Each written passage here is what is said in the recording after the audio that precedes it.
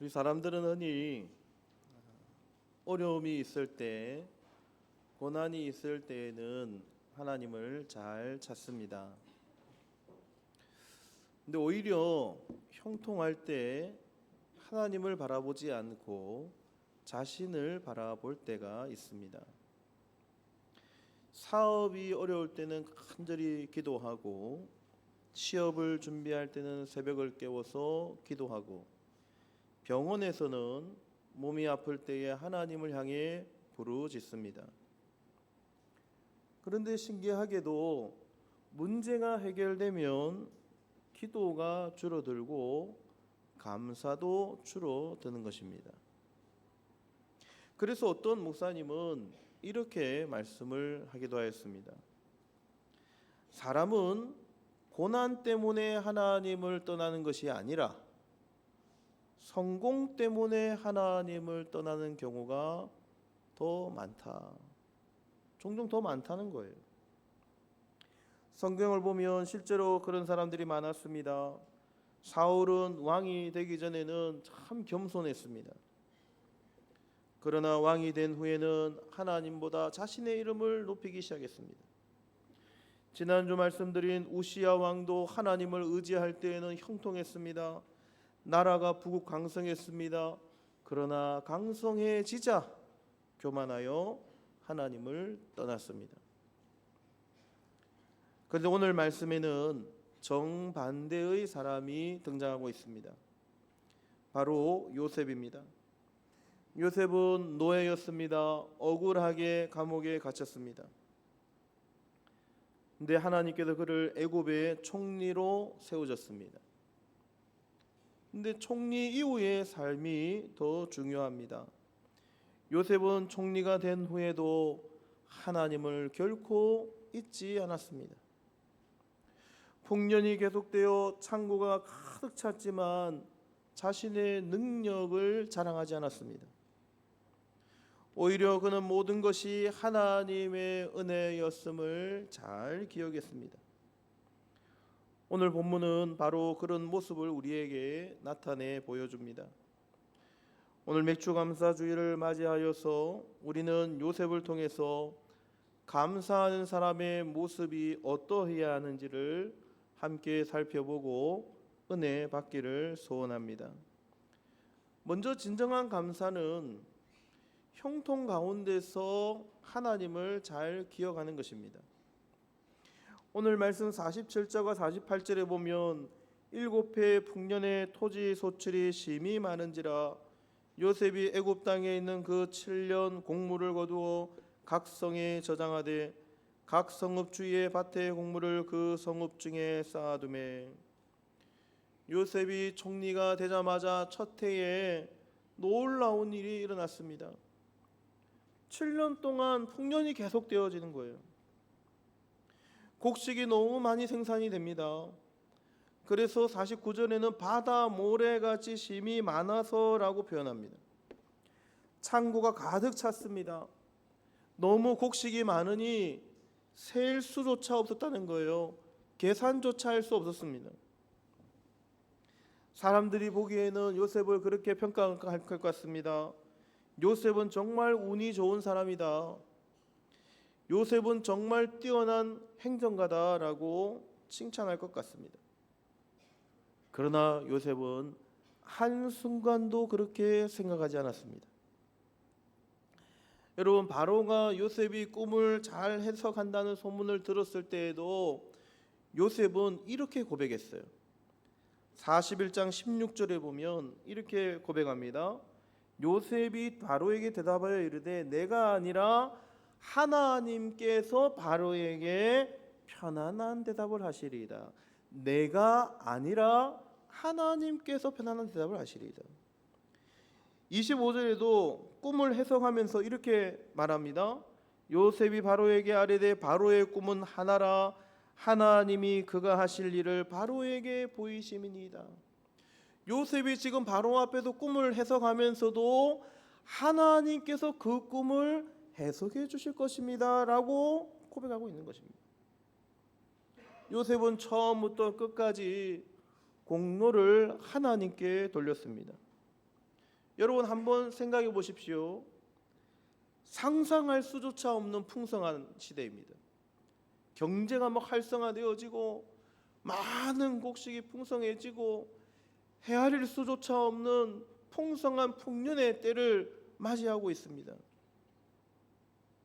여러분, 그런 풍년이 한두 해도 아니고 7년이나 계속되는데 여러분, 자신의 공로를 생각하지 않을 정치가가 과연 있을까요?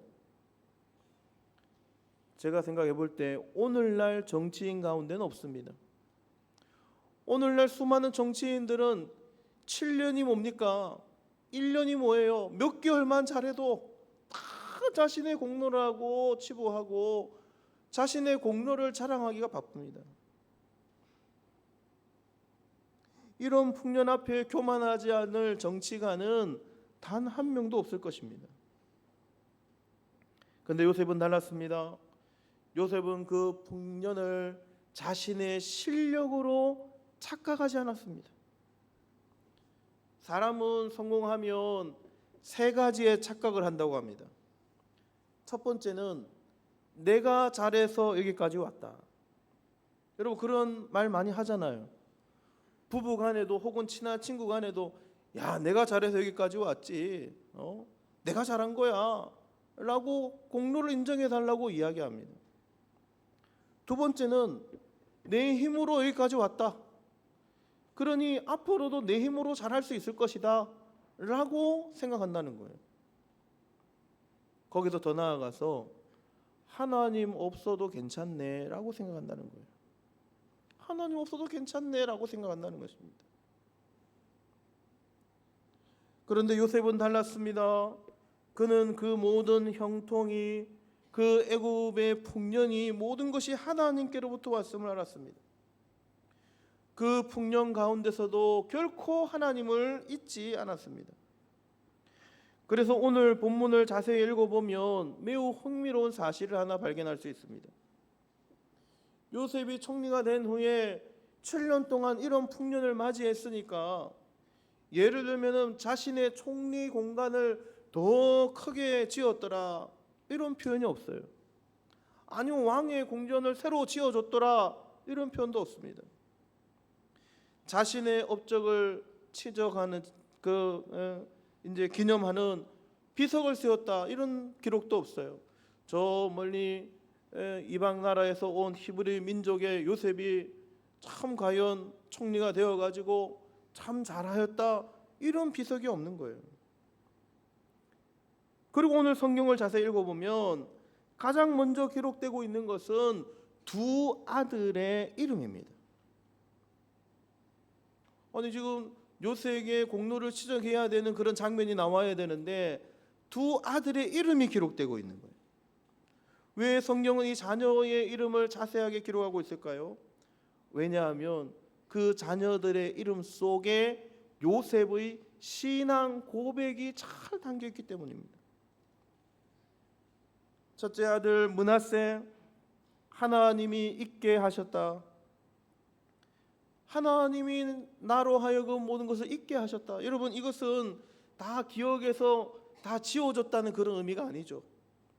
형들에게 팔려서 머나먼 애굽으로 팔려간 상처, 보디발의 아내에게 누명을 썼던 아픔, 감옥에서 그 수많은 외로움들을 하나님께서 치유하시고 새롭게 하셨다는 뜻입니다.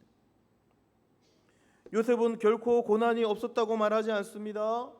고난보다도 하나님께서 잊게 하시고 하나님께서 치유하시고 여기까지 인도하셨다고 고백하고 있는 것입니다. 그렇습니다. 사랑하는 성도님 여러분, 감사는 고난이 없었던 사람만 드리는 것이 아닙니다. 고난 가운데서도 하나님께서 붙드셨음을 기억하는 사람이 드리는 것입니다.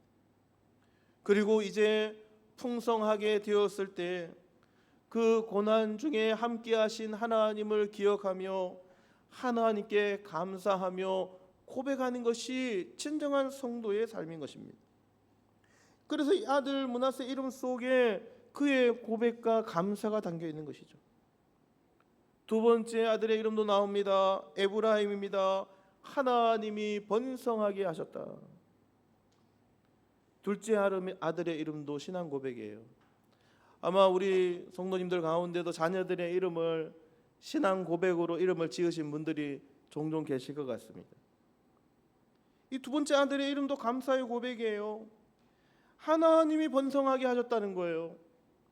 내가 아닙니다. 내가 한 것이 아니라 누가 했다고요? 하나님이 번성하게 하셨다. 내가 열심히 해서 총리가 되었고 내가 지략을 잘 짜서 애굽이 이런 부국 강성의 시대를 맞이하였다라고 말하는 것이 아니라 하나님이 여기까지 함께 해주셔서 이렇게 번성하게 하셨노라고 고백하고 있는 것입니다. 여러분, 우리의 모습을 한번 생각해 보십시오. 첫 번째 해에는 하나님께 영광을 돌릴 수 있습니다. 두 번째 해까지도 하나님께 영광을 돌릴 수 있어요. 그런데 7년쯤 되면요, 우리가 내성이 생겨서 점점 하나님 앞에 영광을 올리기보다는 그 공로를 내가 차지하려는 경우가 많아요. 내가 여기까지 해서 내가 잘했지, 내가 이렇게 열심히 했으니까 이런 결과가 나왔지라고 공로를 가로챌 때가 많다는 것입니다. 그런데 요셉은 한결같았습니다. 7년 동안 한 번도 하나님의 공로를 가로채지 않았습니다. 하나님이 여기까지 번성하게 하셨다고 고백하고 있는 것입니다. 다윗도 왕이 된 후에 이제 평안의 시대를 맞이하고 이제 아들 솔로몬을 통해서 성전 공사를 준비하면서 이렇게 기도합니다. 역대상 29장 12절에 부와 기가 주께로 말미암고 또 주는 만물의 주제가 되사 손에 권세와 능력이 있사오니 모든 사람을 크게 하신가 강하게 하심이 주의 손에 있나이다. 우리 이 말씀 우리 화면 보면서 같이 한번 우리 믿음으로 같이 한번 읽어보겠습니다. 부와 기가 주께로 말미암고 또 주는 만물의 주제가 되사 손에 권세와 능력이 있사오니 모든 사람을 크게 하신가 강하게 하심이 주의 손에 있나이다. 아멘. 다윗은 여러분 전쟁에서 한 번도 패하지 않은 왕으로 유명하죠. 지금도 이스라엘에서는 다윗과 같은 시대를 바라고 있습니다. 다윗은 그런 강한 왕국을 세우고서도 단 한 번도 자기의 손으로 이루었다고 자랑하지 않습니다. 교만하지 않아요. 부와 기가 주께로 말미암고 모든 사람을 크게 하신가 강하게 하심이 다 하나님의 손에 있습니다. 무슨 뜻입니까?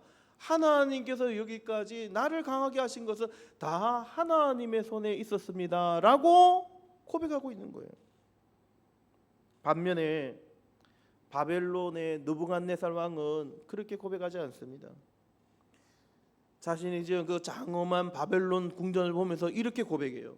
다니엘서 4장 30절에 나 왕이 말하여 이르되 이 큰 바벨론은 내가 능력과 권세로 건설하여 나의 도성으로 삼고 이곳으로 내 위엄의 영광을 나타낸 것이 아니냐 하였더니, 하나님 온데간데 없고 내가 했다는 거예요. 내가 능력과 권세로 건설해서 이 큰 도성을 건설했고 이것이 내 위엄의 영광을 나타낸 것이 아니냐라고 고백하고 있는 거예요. 똑같은 성공이었지만 요셉과 다윗은 하나님께 영광을 돌렸습니다. 그런데 한 사람은 자신을 높이고 있는 거예요. 겸손한 성도는, 겸손한 사람은 모든 풍성함 앞에 하나님께 영광을 돌릴 줄 믿습니다. 믿음이 큰 사람은 하나님께 감사를 돌리는 거예요. 나는 없는 것입니다. 내가 한 것이 아니에요. 하나님께서 하셨다고 고백하셔야 되는 거예요. 독일의 작곡가 요한 세바스티안 바흐, 우리가 잘 아는 바흐 작곡가 바흐 아시죠? 그는 거의 모든 악보의 마지막에 세 글자를 기록했다는 것입니다. SDG를 기록했다는 거예요. SDG는 뭐냐면 라틴어로 솔리 데오 글로리아, 솔리 오직, 데오 하나님께, 글로리아 영광, 오직 하나님께 영광. 바울이 얼마나 천재적인 작곡가입니까? 천재적인 음악가입니까? 그러나 바울은 한순간도 자신의 천재성을 자랑하지 않았습니다. 그는 자신이 만든 그 음악의 모든 것이 하나님의 선물이라고 믿었습니다. 그래서 작품이 완성될 때보다 자신의 이름보다 하나님의 영광을 먼저 기록한 것입니다. 그러하기에 그의 음악이 오늘날까지도 많은 사람들에게 감동을 주고 있는 것 아닙니까? 그렇습니다. 사랑하는 성도님 여러분, 지난 전반기를 돌아보십시오. 직장이 유지된 것도, 사업이 계속된 것도, 자녀들이 잘 자란 것도, 건강을 지킨 것도, 교회가 아름답게 예배를 이어온 것도 결코 당연한 일이 아닙니다. 하나님께서 이루신 기적임을 믿으시기를 바랍니다. 우리에게 베푸신 모든 것이 하나님께서 우리에게 베풀어 주신 기적과도 같은 일이에요. 아니, 기적입니다. 우리도 수고했습니다마는, 우리도 열심히 살았죠. 그러나 여기까지 인도하시고 열매를 맺게 해주신 분은 하나님이시라는 거예요. 그런데 요셉처럼 형통한 가운데서 하나님을 기억하고 진정으로 감사하는 사람들이 드물다는 사실입니다. 그래서 진정한 감사는 잘 될 때에 드리는 감사입니다. 왜요? 잘 될 때에 교만하기 쉬운 거예요. 잘 될 때에 끝까지 겸손하고 끝까지 하나님의 은혜라고 고백해야 되는데, 이것이 주님의 은혜라고 감사치 아니하고 내가 했노라고 나의 공로라고 가로친다는 것입니다. 여러분, 요즘 사람들이 휴대전화에 사진을 많이 찍습니다. 사진에 보면은 막 수천 장씩, 어떤 분들은 뭐 10,000장 가까이 사진을 찍으신 분들이 계세요. 여러분, 왜 찍습니까? 그 순간을 잊지 않으려고 사진을 찍어서 남기는 거 아니에요? 그러나 여러분, 하나님의 은혜는 얼마나 저장하고 계십니까? 우리가 받은 하나님의 은혜는 얼마나 저장하고 계시는가? 성공은 여러분 오래 기억하지만 기도 응답은 쉽게 잊어버리는 것입니다. 상처는 오래 갑니다. 우리가 받은 상처는 잊어버리라고 해도 잘 잊어지지가 않아요. 계속 상처를 기억해요. 그런데 하나님으로부터 받았던 은혜는 쉽게 잊어버립니다. 금방 잊어버려요. 그래서 감사가 사라지는 것입니다. 요셉은 달랐습니다. 하나님께로부터 받은 그 은혜를 결코 잊지 않기 위해서 자녀들의 이름에 하나님 앞에 드리는 감사를 새긴 것입니다. 기념비를 세운 것이 아니라 자녀들의 이름에 하나님 은혜를 기록한 거예요. 왜요? 평생 동안 잊지 않기 위해서. 성공했을 때에도 언제든지 그 은혜를 잊지 않기 위해서 자녀들의 이름에 새긴 것입니다. 사랑하는 성도 여러분, 다시 한번 올해 전반기와 우리 삶을 돌아보시기 바랍니다. 기도가 응답된 일이 있었습니다. 예상하지 못했었는데 하나님의 놀라운 도움이 있었습니다. 병에서 완전한 회복을 이루신 분도 있습니다. 가정이 지켜진 분도 있습니다. 직장을 새롭게 얻게 된 분도 있습니다. 교회가 지금까지 은혜 가운데 세워진 모든 것도 하나님의 기적 같은 은혜임을 믿으시기를 바랍니다. 그런데 우리는 무엇을 잘 기억하느냐 하면, 우리가 받은 은혜, 우리가 받은 응답받은 기도, 우리가 받은 하나님 앞에 감사할 만한 수많은 상황들은 잘 잊어버려요. 그것은 생각하지 않아요. 그리고 뭘 생각하냐면 아직까지도 응답되지 못한 기도만 생각하고 있는 거예요. 아직까지도 응답받지 못한 기도는 크게 느껴져요. 그런데 응답받고 지금까지 인도해 주신 하나님의 은혜와 그 축복은, 그 감사한 순간은 다 잊어버리는 것입니다. 요셉은 없었던 것을 세지 않았습니다. 하나님께서 하신 일을 정확하게 기억했어요. 하나님께서 베풀어 준 그 은혜를 결코 잊지 않으려고 노력했습니다. 그래서 여러분, 진정한 감사는 기억의 훈련입니다. 감사는 잊지 않는 훈련이에요. 잊어버리시면 안 된다는 거예요. 불평은 너무나 잘 기억합니다. 부족한 상황은 잘 기억해요. 응답받지 못한 기도는 잘 기억합니다. 그런데 응답받았던 그 기억, 하나님께서 베푸신 그 사랑, 하나님께로 받은 그 축복과 놀라운 은혜는 잘 잊어버리는 것입니다. 그 감사는 기억의 훈련인 거예요. 잘 기억해야 한다는 것입니다.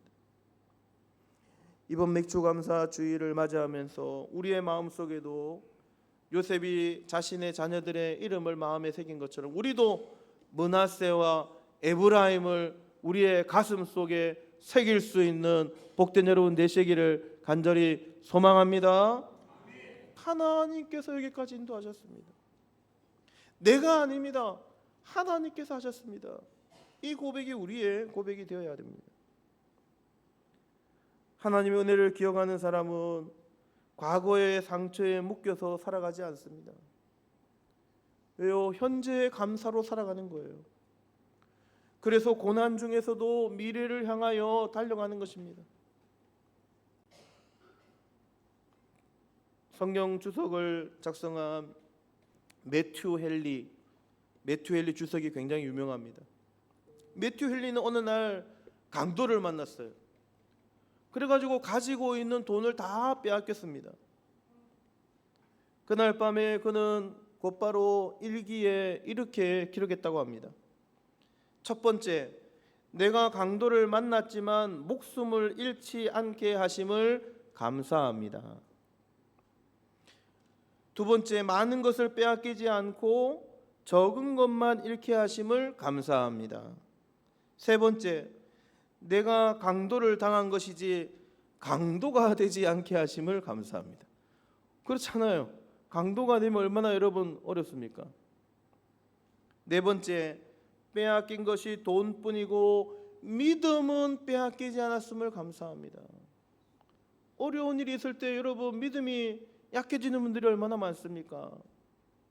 하나님을 원망하는 분들이 얼마나 많습니까? 그러나 내가 돈을 다 빼앗겼지만 나의 믿음은 전혀 흔들리지 않았음을 감사합니다라고 고백하고 있는 거예요. 감사의 본질을 잘 보여주고 있습니다.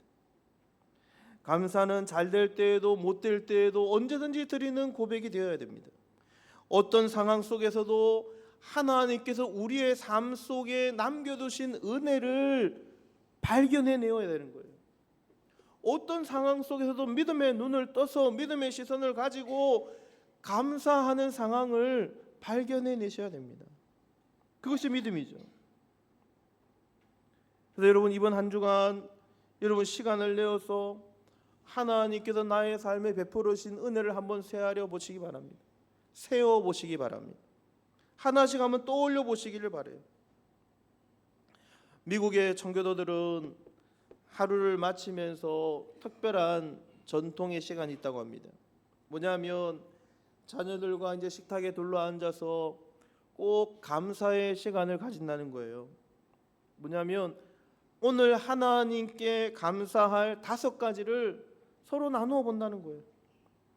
가족과 함께 나누어 본다는 거예요.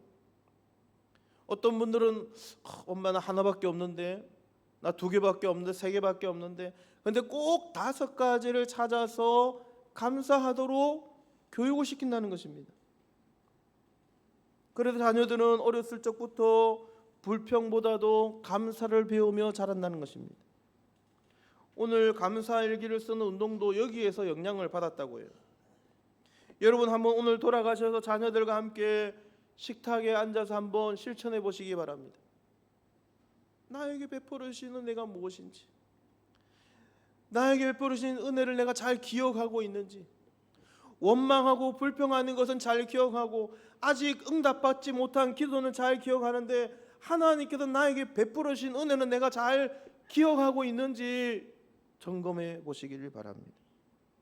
한번 여러분 집에 가셔서 그 은혜들을 기억하면서 진정한 감사의 삶을 살아갈 수 있는 복된 여러분 되시기를 간절히 소망합니다. 오늘 말씀에서 생각할 두 번째는 진정한 감사는 받은 은혜를 흘려보내야 한다는 것입니다. 53절과 54절에 애굽 땅에 7해 풍년이 그치고 요셉의 말과 같이 7해 흉년이 들기 시작하며 각국에는 기근이 있으나 애굽 온 땅에는 먹을 것이 있더니 드디어 요셉이 예언했던 흉년의 때가 시작되었습니다. 7년 동안 풍성했던 들판은 메마르기 시작했고 사람들은 먹을 양식이 없어서 절망하기 시작했습니다. 애굽만 절망한 것이 아닙니다. 주변 각국에 있는 사람들이 다 절망했습니다. 근데 애굽은 좀 달랐죠. 요셉이 풍년 동안 하나님께 주신 지혜로 곡식을 잘 저장했기 때문입니다. 그리고 그 소문이 이웃들에게 퍼져나갔습니다. 57절에 이렇게 말씀합니다. 각국 백성도 양식을 사려고 애굽으로 들어와 요셉에게 이르렀으니 기근이 온 세상에 심함이었더라. 요셉에게 주신 복은 요셉 한 사람만을 위한 복이 아니었습니다. 수많은 사람의 생명을 살리는 복이었습니다. 그래서 하나님의 복은 언제나 흘러가야 합니다. 성경을 보면 하나님은 언제나 복을 통로라고 말씀해 주셨습니다. 하나님께서 아브라함을 축복하실 때도 이렇게 축복하십니다. 창세기 12장 2절에 보면 너는 복이 될지라. 우리 같이 한번 해볼까요? 너는 복이 될지라. 너는 복을 받을지라 라고 하는 것이 아니라 너는 복이 될지라, 복의 근원이 되어라 라고 말씀하는 거예요. 하나님께 받은 복이 아브라함에서 끝나는 것으로 그치는 것이 아니라 다른 사람에게 흘러가야 한다는 것입니다. 요셉이 바로 그런 사람이었습니다. 하나님께서 미리 요셉을 준비시키셔서 수많은 생명을 살렸습니다. 요셉은 하나님의 구원 계획 속에서 사용된 도구였습니다. 그래서 요셉을 통하여서 주신 풍년은 사명이었습니다. 그래서 아버지 야곱은 마지막 유언에서 요셉을 이렇게 축복합니다. 우리가 잘 아는 찬양이죠. 너는 담장 너머로 뻗은 나무. 잘 아시죠? 창세기 49장 22절입니다. 요셉은 무성한 가지 곧 샘 곁에 무성한 가지라 그 가지가 담을 넘었도다. 그렇습니다. 사랑하는 성도님 여러분, 오늘 우리가 드리는 감사, 우리가 드리는 그 축복의 현장이 이제 사명으로 이어져야 될 줄 믿습니다. 우리가 드리는 감사가 이제 사명이 되어져야 되는 거예요. 나만 감사하고 우리 가정만 내가 하나님의 복을 받는 것이 아니라 나의 감사의 제목이 이제 사명으로 흘러가서 다른 사람들에게 축복의 통로가 되어져야 된다는 것입니다. 축복은 반드시 흘러갑니다. 감사는 또 다른 감사를 낳습니다. 나에게 주신 감사가 다른 이들에게도 감사로 이어져야 됩니다. 연결되어야 됩니다. 샘 곁에 무성한 가지가 되셔서 우리 안에서만 그 풍성한 가지를 누릴 것이 아니라 반드시 담장을 넘어서 뻗어가셔야 된다는 거예요. 그래야 진정한 감사의 사람이라는 것입니다. 우리가 매년 맥주 감사주일에 감사절마다 특별 헌금을 드립니다. 여러분, 그저 헌금을 드리는 것이 아니죠. 우리가 드리는 감사 헌금은 하나님께 그저 값을 치르는 것이 아닙니다. 하나님께 받은 은혜에 대한 감사의 표현이자 그 헌금을 통하여서 흘러가기를 원하는 마음으로 드리는 거예요. 교회를 위해서, 선교를 위해서, 구제를 위해서, 다음 세대를 위해서 이 재정이 잘 흘러가기를 원하는 마음으로 감사 헌금을 드리셔야 된다는 거예요. 그저 맥주 감사주일이 되었으니 하나님께 헌금을 드리는 그것으로만 끝나는 것이 되면 안 된다는 거예요. 내가 드리는 그 감사의 예물이 흘러가기를 소망하는 마음으로 드려야 된다는 것입니다. 요셉이 창고를 열어서 애굽 사람만 먹고 산 것이 아니라 주변 이웃 나라를 다 살린 것처럼 하나님께서는 오늘 우리에게도 축복을 주셔서 은혜의 통로, 축복의 통로로 사용하시는 줄 믿으시기를 바랍니다. 우리를 감사하게 하신 것은 축복의 통로로 사용하기 위함이에요. 우리의 시간과 물질과 재능과 기도와 성김을 통하여서 누군가가 위로를 받고 누군가가 복음을 듣고 다시 일어설 수 있는 일에 사용되어지는 여러분의 감사, 여러분의 축복이 되시기를 주님의 이름으로 간절히 소원합니다. 이제 말씀을 마치고자 합니다.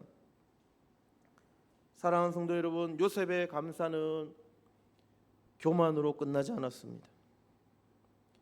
그의 감사는 무엇보다도 먼저 하나님을 기억하는 삶이었습니다. 하나님께 받은 은혜를 기억하는 고백이었고 잊지 않기 위해서 자녀들의 이름에 새겼습니다.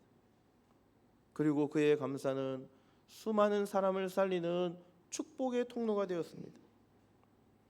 우리도 맥주감사주일을 맞이해서 세 가지를 우리의 마음속에 새기기를 원합니다. 먼저는 형통할 때 하나님을 잊지 마십시오. 형통할 때 하나님의 은혜를 잊어버리는 분들이 너무 많다는 거예요. 끝까지 하나님을 기억하십시오. 지나온 은혜를 잊지 말고 날마다 감사하시기를 바랍니다. 세 번째는 하나님께 받은 복, 우리가 드리는 그 감사가 우리의 이웃과 다음 세대를 위해서 흘려보내는 축복의 통로, 은혜의 통로가 되는 삶을 살아가시는 진정한 하나님 앞에 감사의 삶을 살아가는 복된 믿음의 성도님들이 되시기를 주님의 이름으로 간절히 축원합니다.